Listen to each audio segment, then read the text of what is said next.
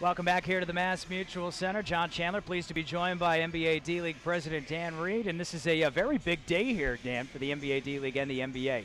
The news, obviously, earlier in the day, the NBA CBA has officially now been ratified. It's fantastic news. We're going to have a 66-game schedule, and that's going to have a big impact on the NBA D-League. And there's a lot in that CBA that affects this league as well.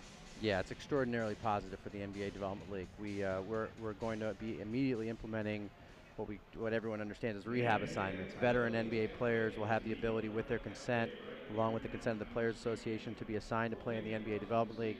We're very excited about that. We think that'll help quite a bit. And starting next year, players with 3 years of eligibility in the NBA will have the ability to be assigned an unlimited amount of times to and from the D-League.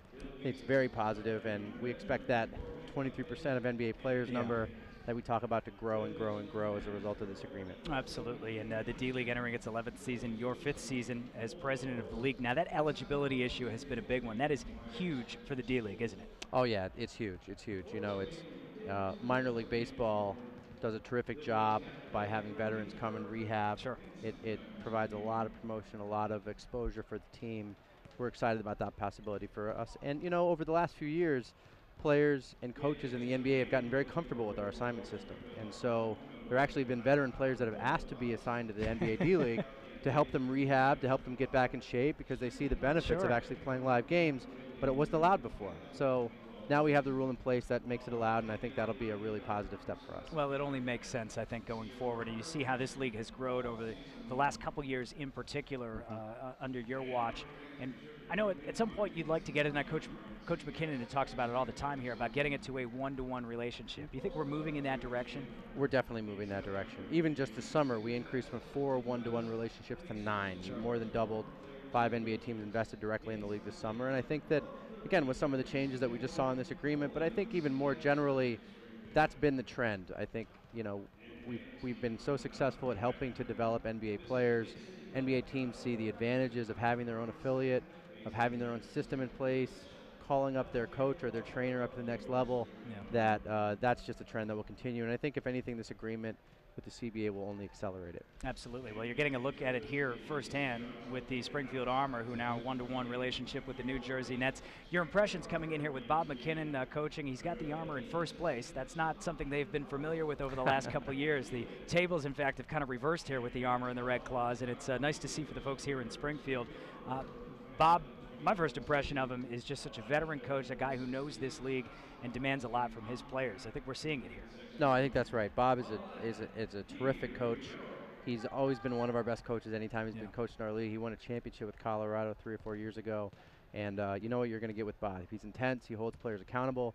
He has an extremely fast pace up and down the floor, which is exciting for the fans. And he's a winner. And I think you're seeing that here in Springfield.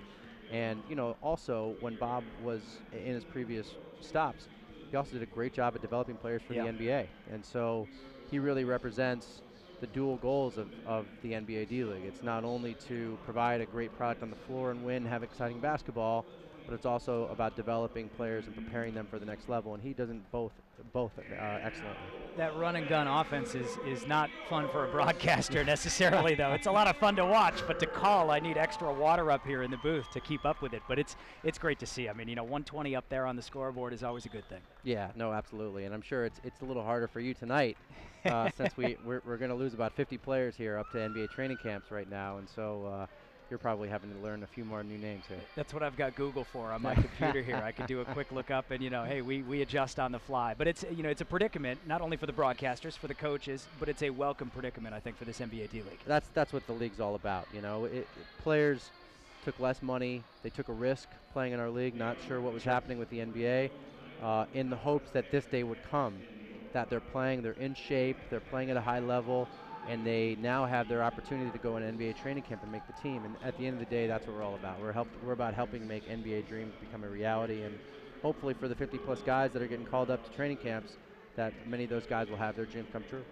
You've spent 5 years now. This is your 5th season as president of the NBA D-League. Let me ask you, in 5 years, where do you see this league? Yeah, I think it will continue along the path that it has. I think we'll see more NBA-owned, NBA-managed teams. I think that will mean that the quality of play will continue to go up.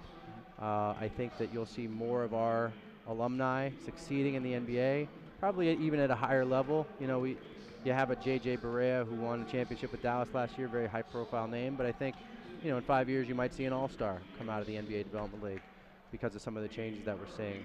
And I think you'll continue to see growth of the league. We probably won't be at 30 teams in 5 years, but you probably will see more teams, and I think you'll see attendance and interest in this league from a broadcast perspective, from a digital perspective, grow. That's a big focus of ours, to get more exposure for this league, because we know we have a great product, and we know we have great players, and it's just about making sure the world understands that. Absolutely. Well, we really appreciate you swinging by, taking some time here on your trip into Springfield. Of course, you're going to have to carve out some time to see the Basketball Hall of Fame. Oh, just of course. down the road. That's a must-see. Yeah, we stopped through actually on the way in. So. Very nice. Well played. All right. Well, Yeah. Dan Reed, we really appreciate it. President of the NBA Hey, D-League. my pleasure. Always a pleasure here on the NBA Futurecast.